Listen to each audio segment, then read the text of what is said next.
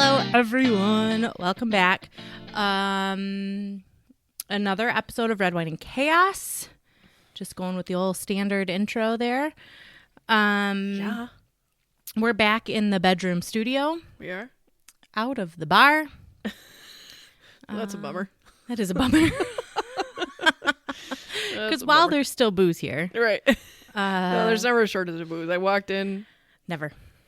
Arms wide open. What do you need? What do you need? What do you need? I have all the wine. I have all of the wine. I have all of the things. What do you need? What do you need? It's like she read it on my face. It's like, hi. I know. We have booze. We have gummies. We have anxiety medicine. We have hard liquor. We're a full pharmacy over We're here. a full nut house here. Just pick your poison. Yeah. How would you like to manage your chaos today? What's going to be your pick your poison? Your choice? You don't have enough. That's when we mix. Mm-hmm. That is not an endorsement. No. Please Don't do Please yourself. don't mix and match your vices. No. Just pick a vice Don't- and stick to it. No yeah. judgment, but please don't mix and match. We are not pushers. No, don't make yourself a crazy cocktail that you can't come back from.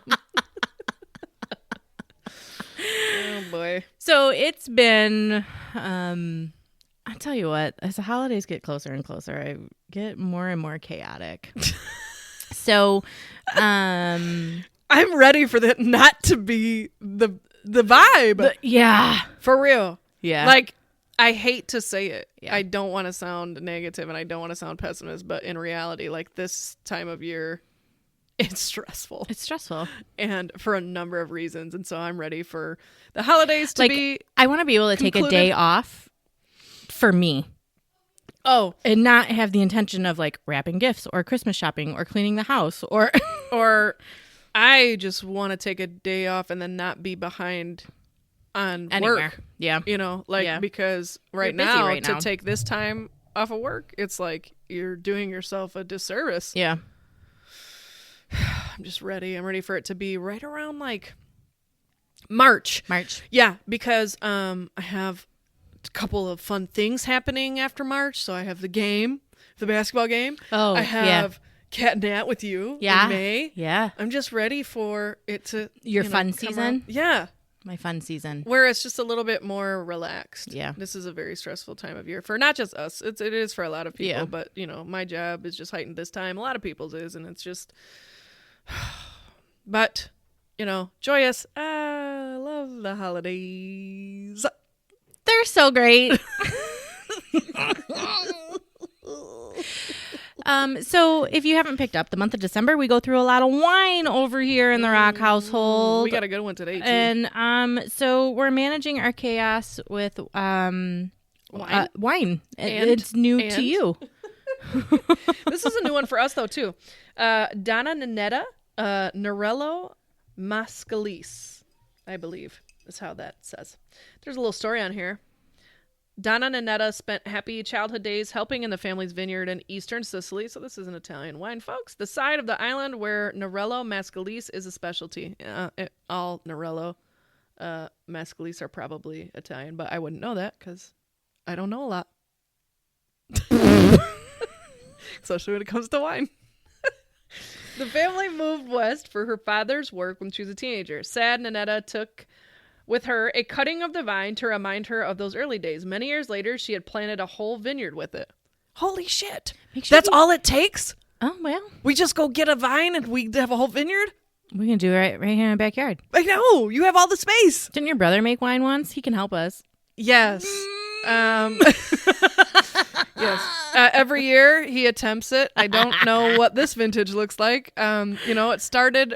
It's really fun. Like the whole process is super fun, and the tasting of it, it's like dun dun dun. And he's super proud. And maybe like he should make us a bottle and we'll review it on the podcast. Oh, I'll ask him at Christmas. I don't know if he got it. I haven't heard anything about it, so I feel like maybe it son didn't of a happen bitch this year, needs to pull it together. Yeah, but it did improve with time. Still not great, but his most recent batches, like the ones that we tried most recently, were drinkable. Yeah, those first ones were questionable. planted a whole vineyard with it. One of first of the Nerello Mascalis on Sicily's west side, and delighted how well the vines grew, has made this appealing silky berry red. And so, flavor notes. Was my mic off? No, it just was spun. Juicy, ripe red fruits, freshness, herbs, and spice on the finish. Interesting. That's what it says here. Aroma, thyme, rosemary, wildberry fruits, and gentle spice. So, what do you think? I mean, it's... Do you taste the spice? I taste the rosemary. Do you? I just got like a big try. taste of the rosemary. I don't taste a lot of spice, but I do, like, you can taste the... It's a really light... Bright, as John That's said. what John said. It was bright. It is very bright. It's nice. It's not dry. John also said dry. It's not dry. It's not dry. No. He tried to describe to us where he was feeling the dryness by putting his fingers all the way in the back of his mouth. In the side of his cheeks. You know, like right back here. Hopefully your hands were clean. Jesus. Yeah, I was like, are you trying to get a guest spot today? Come on and do that review. You fit right in with the chick that can't read. Oh, you two are two peas in a pod. Yeah, it's good though. I don't taste rosemary. I don't taste any spice actually, but that's interesting. That's the only like herb That you can that I can taste. The rest of it's pretty fruity. I mean, it's pretty light. It's pretty bright. It's one of very those smooth. like easy, quick drinking wines. Oh yeah, this one go down fast. Yeah, Yep. yeah. I'd probably go 2.5 for me. I think. Yeah, I would give Yeah. it 2.5. Yeah. Sounds good. Clink, clink, clink. We need a 3. It's been a minute. It's been a minute. What We was need our to last find a 3? 3. What was our last 3? I don't know. I'd have to go back. We should maybe season 2 we'll start keeping better notes. We're supposed to be taking notes. I don't know. I don't know. It was just a thought. It was Maybe. Maybe we'll start reviewing some whites. Ew. I was kidding. I just wanted to see your response. Her glass was up to her mouth, and she stopped. Ew.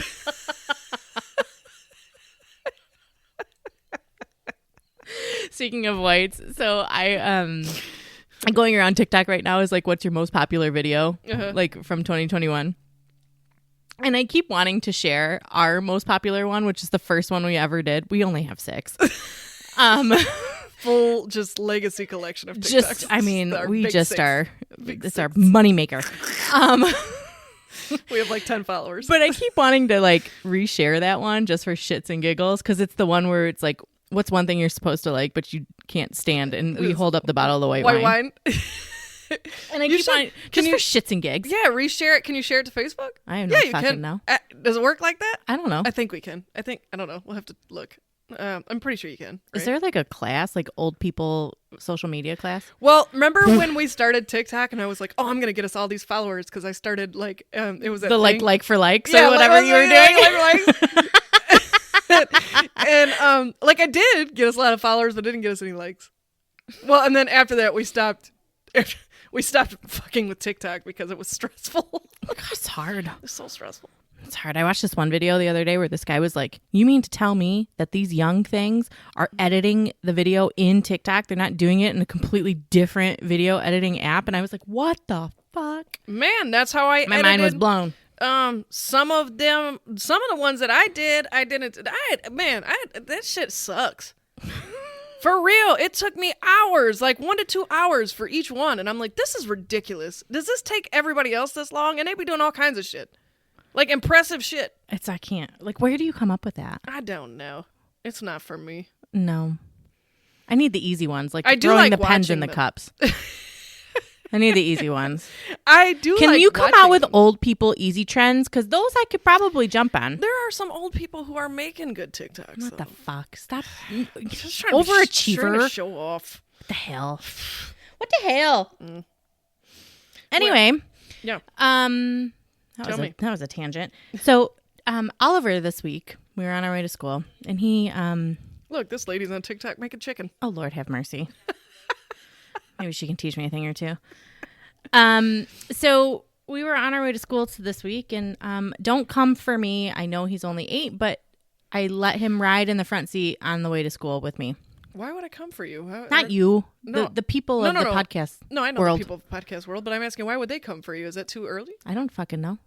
I don't think I just felt like I needed to preface it just in case it was. No, I think his feet touch the ground. I mean, LeVar been in the front seat for a hot minute. I know. Yeah. It's also like literally a 3-minute ride from my house to the school. So I let him sit in front, especially in the winter, because I have butt warmers in the front, and he likes to have the warm on his butt. I don't think there's anybody judgy that listens to this podcast because they wouldn't like us. That's true. Because we always tell judgy people to fuck off. You're right. You're absolutely right. I'm on fire today. I love it. So he's sitting in the front seat with me, and he always has these like big, like existential questions out of nowhere. Because he's 8 going on like 18 going on 78. Yes.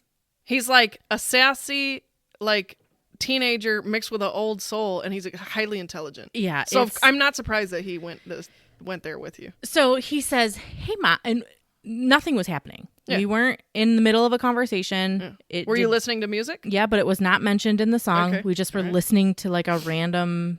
It might even have been a commercial. I don't like. It wasn't anything memorable that would have prompted him to ask this question. Okay. And he said, "Hey, Mom." I said, "Yeah, buddy." I said, "Do you believe in karma?" He's 8, you guys. Jeez. I said, "Yep." Yeah. I said, "Do you?" So sometimes what I like to do with Oliver when he asks things like that is because I don't ever know why he's asking. Right. And while he is very intelligent, he also he like copycats and mimics. That's part of that ADHD. Mm-hmm. So I like to. So he like maybe repeat it. So yes. You want to see like I always the like depth to ask of what first. he truly knows. And I said, so a lot of times I'll be like, "Well, why do you ask?" Mm-hmm. So just to see. Mm-hmm. So I said, Why do you ask, buddy?" And he was like, "I just wanted to know." And I was like, "Well, I do. I believe in karma." And I said, and I'm trying to be more positive with him. So I'm like, and so I believe that like if you do good for other people, that they do good for you. Yeah, it comes back to you. Yeah. I said, and that's karma. And he was like, "Oh, so like the Christmas season, right? Where they were learning about random acts of kindness in school." Oh.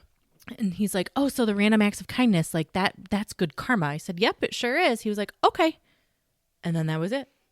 Yeah, I would have been curious to ask him just because Oliver is so intelligent. Yeah. And when he has these moments of conversations with me, which are few and far between nowadays, but when I do, he's very smart, and there are moments sometimes where he says something. I like to pick his brain more. I want to see how much he does know. Yeah. Because he's extremely smart. He's a bank of knowledge. Yeah. He doesn't forget much. Nope. And so I'll steel trap up there. yeah, I would have been like, so what do you think karma is? Mm-hmm. Like, how do you define it? How do you define it? How do you define it? But, so I'll ask you. Oh, you're asking me. Yeah. Okay. How do you define karma? What is karma for you? Now. Well, I want to ask Oliver. I feel like he has a better answer than I do. He might. He might. Basically, I would simply answer it almost the same way as you did, only I believe it goes both ways. I think what you put out into the world and out into the universe comes back to you in one way or another, whether you're putting out good or you're putting out evil.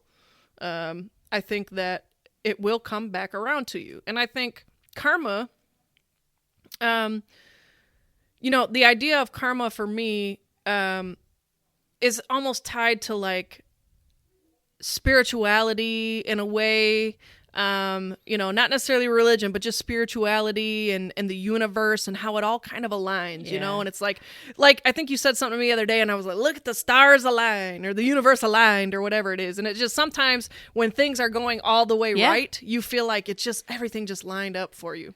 And then when things are going all to shit, you're like, I've had moments where I've asked myself in certain areas, so maybe certain areas that I struggle in, I think about, because again, full transparency on this podcast, I've never been shy, to be honest, but I have in my 20s, I made a lot of questionable decisions and every day, and like didn't do all the things right. Yeah.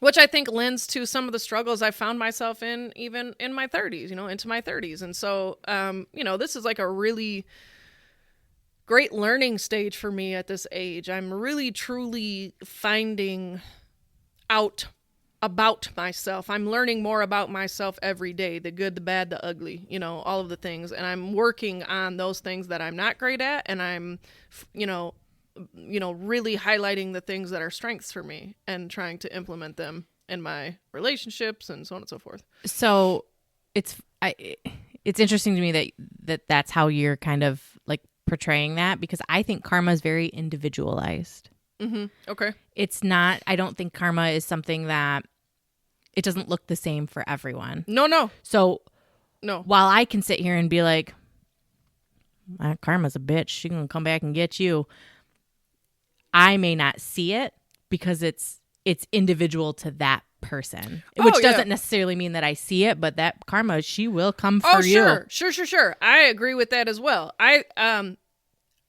it's going, whether it's visible to other people or not, some way, shape, or form, depending on what you're putting out there, I truly believe that it's going to come back to you, whether it be in a good way or in a bad way. And so I think my own instances of karma that I've experienced, both good and bad, I'm starting to experience some good karma in my life, I feel like. Yeah. Because I have made a real shift about the way that I operate, the way that I do things, the way that I live my life, and so on and so forth. At the core of me, I've always been a good person. I just made stupid decisions because I was young, dumb, and reckless. Sure. But there were times when those stupid decisions were something down the line happened to me in a bad way, and I have asked the universe or the world, is this my karma? Maybe this is my karma. Maybe this is my karma for... I hear you loud and clear. Yeah, like I get it. And I've had to check myself sometimes because I feel like I truly have felt as though I have experienced it. I have experienced it, both positive and negative. Yeah, I would agree. I think I have too. Mm-hmm. I'm currently in this season of my life with, and again, I have also been very transparent every week on here. I'm in this season of my life with Oliver where, on the really tough days, the really tough parenting days, it's like, why? Mm-hmm. Why? Why me? I think the last time I had a breakdown about it, I told John, and I think I told you, like, I'm a good person. Mm-hmm. Where is this? And so I'm trying to shift this, like, instead of this woe is me karma, I'm trying to find, all right, karma, so what are you trying to teach me? Mm-hmm. What's coming next? Like, what am I supposed to learn from this moving forward? Mm-hmm. Because I think I'm a good person. And so like, I feel like I might have, now I'm not saying I'm perfect, but maybe the bad karma, I've like maybe outrun the bad karma for a while. Mm-hmm. Like I'm just older and I feel like I'm wiser. Same with you. And I feel like we just live our lives in a different way than we did when in our 20s. Mm-hmm. So I'm trying to just shift the narrative and like what is karma trying to teach me rather than why is karma trying to get me? Mm-hmm. Yeah, the blessing is in the lesson, right? So, what are you learning from all of the situations in your life, whether they be positive or negative? I think what I have learned to adjust in my thinking about karma is sometimes when things happen, here is this therapy piece that's coming into work for me. I love this. These are my favorite little nuggets, right? Like these are my favorite little snippets of our friendship is when I can pull those, when you drop your little therapy nuggets on me, I just feel a part of the process and I feel like I'm also growing and it makes me feel good. We can celebrate it together, right? Is that there have been times where I have attributed or have asked myself, man, is this my karma or something where I'm in a situation with somebody? But here's the thing. You can't control other people's actions. Correct. Reactions. You can't control scenarios. There's situations and scenarios that are out of your control. Right. And so the way that somebody else presents something to you and it affects you the way it does has nothing to do with your karma. I feel like for me, karma directly happens when it's just related to me, right? Meaning something happens to me. I have in the past have said where I've had a falling out with somebody or this situation didn't pan out the way I did, is like, is that my karma? No, because there's another person involved. Correct. Which is where that shift, that mindset shift for me has come in, where it's like, well, it's not my karma, but what can I learn from this? Yeah, what am I learning from this lesson? And I literally, and I said it in my Facebook status the other day, like, self-awareness is a big thing for me right now. And so I am intentionally trying to put all the good in me out there. Yeah. Not because I'm perfect or I'm not going to make mistakes, but because I know where my shortcomings were and I know what I've been working on to improve those. So I am intentionally, every step I take, even when I find myself in a difficult situation or maybe in some conflict, like it's about, for me, it's resolution. What's my role in this? Is there something I could have done differently? And then knowing that if it didn't go my way or didn't go the way that I expected it to, I can't control it if it involves another person. So I'm okay and I'm aware of that. I'm aware of my role in it. If there was something that I could have done differently, then I will recognize that and look at it. But I know at the end of the day what I'm putting out there. Right. I know. Right. That the energy and what I'm putting out into the world right now is literally one of the best versions of myself that there can be. Well, and I feel like that's all anyone can ever ask for. Right. And so in terms of karma, because I'm putting what I know I'm putting out there, and I'm not saying that because I'm patting myself on the back. I'm saying it takes me a lot of work to get to this place, that what natural positive karma is going to come my way. I know it's going to be good. There have already been some things that have lined up for me within this last calendar year that hasn't worked that way for me in the last, couple of decades. So kind of piggybacking off of that, the other big piece I feel like of karma or spirituality or however you want to phrase it, the cosmic universe, is this idea of manifesting. So for me, I'm a planner. And so I have no problem writing things down, creating a vision board, doing all of those things. But I don't know, maybe I'm a bigger believer in karma than I am in manifesting. What's your take? So, because for me, you see a lot of people and folks who are really hanging on and promoting this idea of manifestation. Now, I think that there probably is some power to it. There probably is some truth to it. I think that it's about mindset. I would like to think of it as mindset and motivation and, I'm going to do this. I'm going to say, but as the good book says, faith without works is dead. So you can manifest the fuck out of something. This is what I'm going to have in my life. I'm speaking this into the universe and this is going to happen with me. But what works are you putting behind it? Yeah. You can manifest all day long. You can tell the world, the universe, this is what's going to happen for me. This is what I'm going to do. But what are you truly doing to make that happen for yourself? Truly. What works are you putting behind it? What actions are you putting behind it to make this manifestation come to life? This shit ain't just going to fall in your fucking hand. Nothing does. It doesn't work that way. Yeah. It doesn't work that way. So what is... And so maybe you're like, I'm going to manifest this amazing job. This is what's going to happen. I'm going to manifest this amazing job. Well, what works are you putting behind it to make that truly make the universe come kind of full circle and work for you in that way? Right.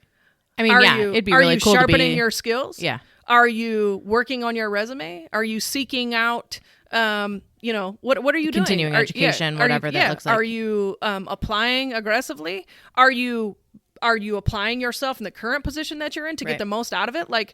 You can manifest the fuck out of something. And I think that's where I do believe that there are people out there who really do, when they say, I'm manifesting this for myself, and then you see them grinding and hustling. Sure. There are those people. That makes sense. And then they're like, I manifested this. I mean, to me, you didn't manifest it. You fucking worked for that shit and you made that shit happen. Yeah, you made a plan. But you see a lot of people out here nowadays using that term. And I think it's a generational thing. For me, maybe. When I say generational, it's like this social media karma? shit. I don't know. Because, I mean, I feel like you don't see any of the Gen Zs using karma, right? They're the manifesting generation. Maybe. And maybe our generation is karma. Maybe. But I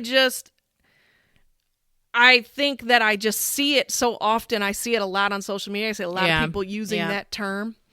And I'm not saying that it's not possible, but I'm asking those folks to say, I'm going to manifest. And then what are you doing to make that happen? What are you doing to support that? To me, you still have to do the work. Yeah. I can't just sit here in this chair and be like, you know what, in 2022, I'm going to be a doctor. Yeah, I'm manifesting it. I'm going to manifest this amazing career for myself.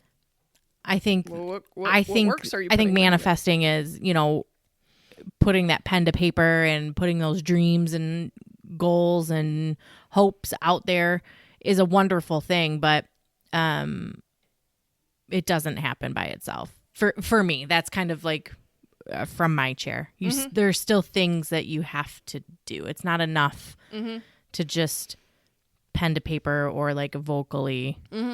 Like, I'm going to just put this out in the universe and the universe is going to give it to me. Well, and when you say like Gen Z, I also think that this manifestation thought and idea is almost, when you talk about spirituality, I used a quote from the Bible. Well, I think that religion, like strong religious backgrounds, would say a lot of times, like you would hear a lot of people who are very, very religious be like, I'm praying for it and God's going to give it to me. Yeah. Now, I'm not saying that there hasn't been miracles. I'm not saying that I don't believe in that, because I do believe in it. I have prayed to the Lord myself, but oftentimes for things. But a lot of times I don't pray for. A lot of times you hear folks praying for certain material situations or situations that are a little bit unrealistic, where it's like, put into work the action that goes behind that for that to happen. It's maybe somebody might pray to get themselves out of financial hardship. Something may come your way, and there may be a blessing that does happen. But what are you doing? What are the works that you're putting behind it as well? Are you doing anything to help yourself? Well, and if you have spirituality of any kind, I mean, my Aunt Terry she's one of the most spiritual people I know. Mm-hmm. And she is constantly saying, like, do you see the signs? If this is what you're praying for, or if this is what you're manifesting, the universe is giving it to you. Right. But you have to pay attention to. Yeah. And it's not, and I like I said, a lot of times it's not going to fall in your lap that way. Right. So when I pray for something, because there were times where I was praying when I was in debt, and I was like, how am I going to get out of this? I need you to give me some help. I need some guidance. I'm not asking for you to take away my debt. Right. I'm asking for you to present an opportunity. Yeah, like or open my eyes to something. Yeah. Guide me in a place where I am covered right now. Where is it? What am I missing? And I think that's how, when you think about the power of prayer, or you think about, again, I'm not saying miracles haven't happened, because they certainly have. And some people believe that it's possible and some people don't. I do. But I will say this thought of like manifestation, or when I personally pray for guidance in something, or I pray for a specific situation, it's for the direction for me to be able to see clearly, to help myself. Yeah, pull those layers off of my eyes. So I can help. Yep. How do I help myself in this scenario? It's not for you to give it to me and lay it in my lap. Yeah. Because I don't believe that that's how it works. You have to put the work in.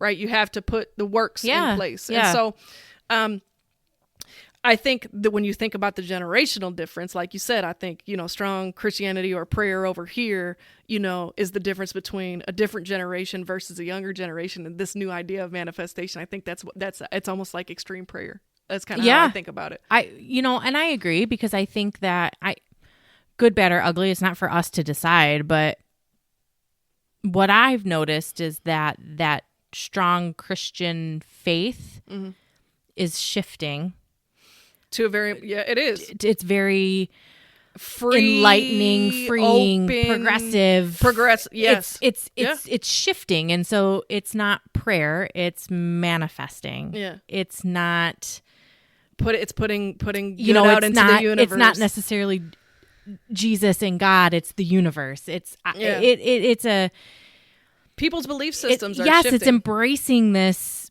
idea that spirituality is not tied to religion. Correct. Yeah. No, and I ain't got no problem with it either way. I don't either. I think it's important if it works for you and you have a higher whatever that is for you, whether your God is different from my God or you don't believe in God and faith you is faith regardless of what that whatever faith you is. hang on to that helps you make it through this life, because I truly believe that we are human vessels and there is another life after this. That's my belief. That's my personal belief. Whatever it is that helps you get through your day and manage this, because this world, I was just talking about the other day, and you think about karma, there's a lot of fucked up people out here right now. It's sad because humanity, it's not like I was raised in a different generation or anything. We're still, but things are so crazy right now. You think about the political climate. You think about, the racial climate and everything that happens. Mental health. Yeah, climate. mental health. Mm-hmm. Like you think about all of the different struggles that human beings are facing now, and how and the lack of empathy from one human being to the next. It's insane. Yeah. And so whatever method you use to help you navigate this life, I think it's important if you have one. If you don't, then you're stronger than I am. I have to put my faith in something sometimes. Yeah, I mean all the time, but like I lean on it heavily. Yeah, to navigate the chaos. Yeah, I'm a big and because of Aunt Terry, I've always been this way, but I feel like the older I've gotten and the closer I've gotten to Aunt Terry, she's kind of pushed me in this like I see signs a lot. I see like I've become very in tune with like my mood and then like what's happening. So like for example, it never fails ever when I'm in the car, and sometimes I have these fleeting moments of like Dan, and I'm flipping through the stations, and inevitably, every time, one of his songs, one of his favorite bands comes on the radio. It doesn't matter if I'm listening to like XM or the radio or my iPod. Like it always happens every time, and like those are that's a very small example, but those are the things that my Aunt Terry's always like, are you listening? Are you watching? Are you hearing?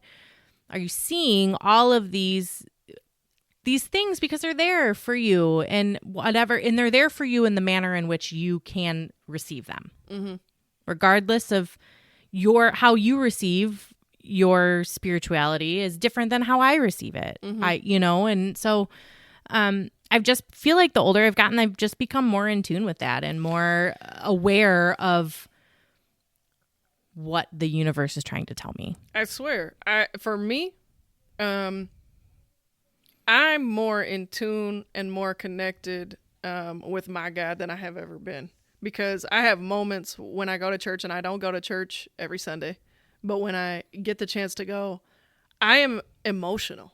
Yeah. I can feel it all the way through me.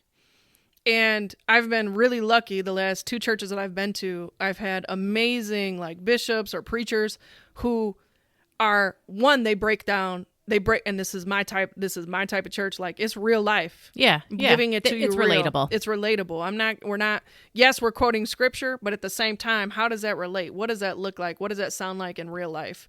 And even the songs, and I have found myself emotional. Like I have Yeah. shed some tears at church in the last year. And it's like, because it just resonates through me, because I know I need it, and I know I feel it, and I know how I feel, because I need that Yeah. to get through my day to day. I need that relationship. I need that belief. I need that support. I need that. I know it's unwavering love. I believe that. And raised completely different. Not saying we were raised Catholics, very structured, very Yeah. but the belief and the faith is there. That's Sure. always been there. Sure. It just looks very different for me now. But I didn't have that connection growing up. I didn't have it into my 20s. I didn't have it into my early 30s. Right. That's just more recent. I feel things so differently Yeah. now. I'm laughing at myself and I'm kind of chuckling because I know Nicole is the same fucking way. We used to laugh at my dad. We would watch movies with my dad, and he would be so emotional. He would like cry, Yeah. and we would make fun of him. And we'd be like, "God, you're such a sap! Like, oh my God, just cry at everything." I can't watch movies. I can't watch TV. I can't do shit nowadays without like it creating, whether it's happy, sad, whether it's distress, whether it's anger. Like I'm just more in tune with myself than I ever have been, but that allows me to put good out into the world. Yeah. Like I know that from here on forward, because I've done the work and I'm putting in the work, and I feel good about whatever the universe has in store for me, whatever the karma's coming my way. I know that at this point in time, I'm feeling good about it. I feel confident about it. I'm not worried about bad karma because I ain't doing people bad. Yeah.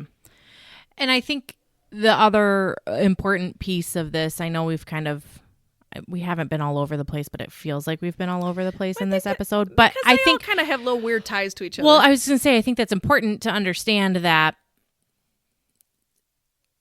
spirituality can have multiple facets for any one person. You can be religiously spiritual and universe spiritual at the same time. They can coexist within one person, and I think you're a great example of that. They can. Karma can coexist with religion.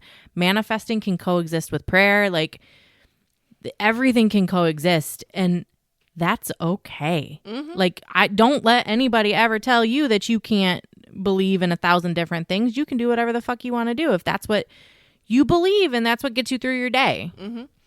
I would say my biggest takeaway from it all kind of tying in together is that if you put in the work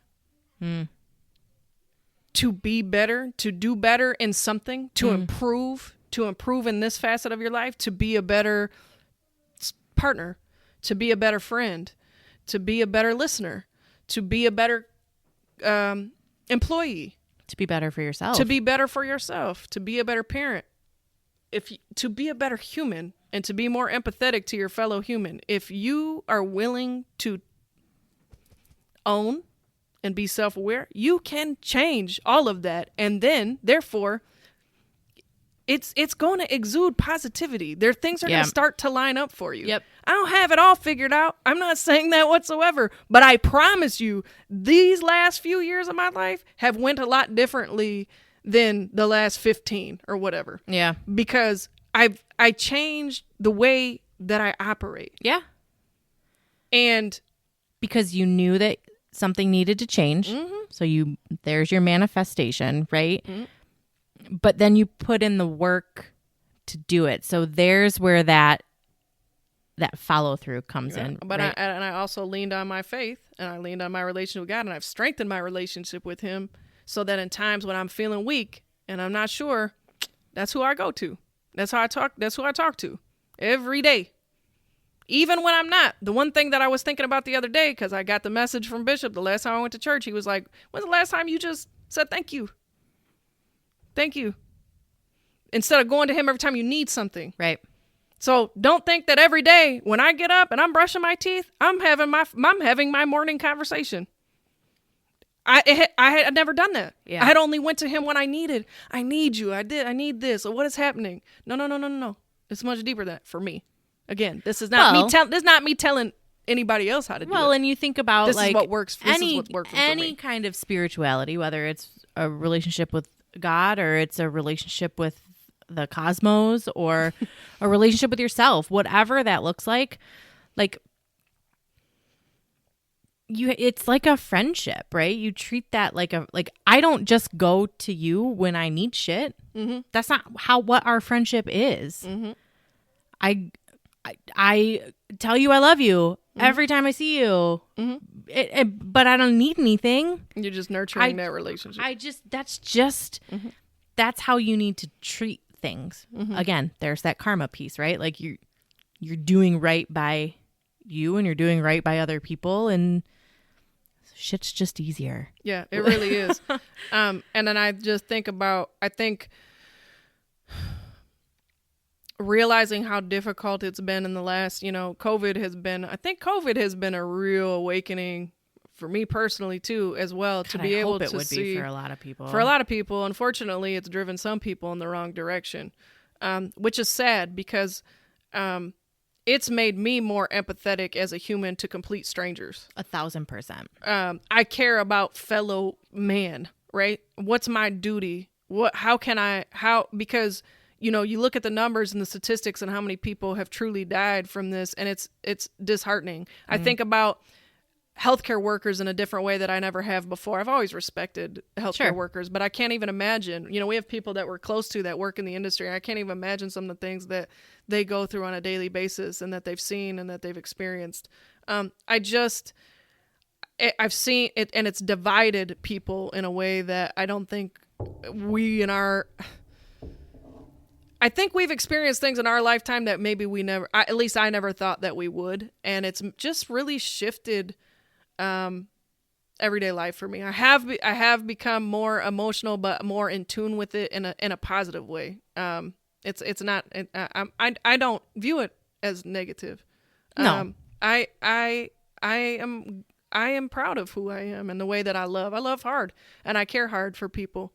And so things affect me the way that they do. But I think it's made me a better person overall. I used to be very closed off. A lot more closed off than I am now. Mm-hmm. So, yeah, I think, for me, the biggest takeaway is like, it all can go hand in hand. It all can coexist. It all can be symbiotic. But if you're not doing right by yourself and other people, nothing is going to work. It's not going to, it doesn't matter what your spirituality and faith is. If you, it's not. And unfortunately, in some way, somehow, it's going to circle back. Karma is karma. And I believe in all of those things. Yeah. I truly do. But like, I also believe that you are the writer of your own story. Yes. So karma is there for others. Karma is not there for you, right? Like, because you can write your own story. Mm-hmm. So if you're doing shitty things and shady things, then you're writing shitty and shady karma into your life. Yep. Make better choices. We say that to our kids on a daily basis. It's like, make better choices. I have. Yeah. I have. Yep. I promise you I have. And it has changed things. Yeah. It really has. It has changed things for me in my life in ways that, I never thought it would. But I just see things through a different lens now, and I'm grateful for it. Yeah, I agree. Yeah. I agree. Kindness is cheap. Kindness is free. Kindness to yourself. Kindness to others. It's easy, and it just feels good. It just feels good. It feels good to do right. It feels good to put good out there in the world and get good back. It fucking feels good. And yes, everyday stress happens and comes, but that's just that. Again, those are the things that you can't control. I can't control other people. I can control how I react. But I can't control how I react. And boy, oh boy, if I ain't started to learn how to do that, it's still a work in progress. But I promise you. Yeah. And if you're not doing the self-work and the inner work, it's never too late. No. It's never too late. Nope. I encourage you, if you're in a tough spot and things aren't lining up for you, do some evaluation and start with self. do some evaluation and start with self. Yeah. And if you don't know where to start, call us. We both have started. Seriously. You took some steps that I'm very proud of you. Thanks. Because I've known you for a long time, and it's when you start doing things for yourself, shit lines up. Yeah. For real. So going into take care of yourself, folks. Yeah. Going into 2022, be nice. Don't be an asshole. And good shit will happen for you. That's our theme. I feel like that's our don't be an asshole. Don't be an asshole. That's like that's our mantra. I like don't be a dick. That one's good too. That one's good. Don't be a dick. Don't be a dump truck. And whatever, whether it's manifesting, whether it's praying, whoever it is that you talk to, it's all a beneficial tool to help manage that chaos, because by God, whether you are putting good karma out there or not, it don't matter, because chaos is slightly inevitable.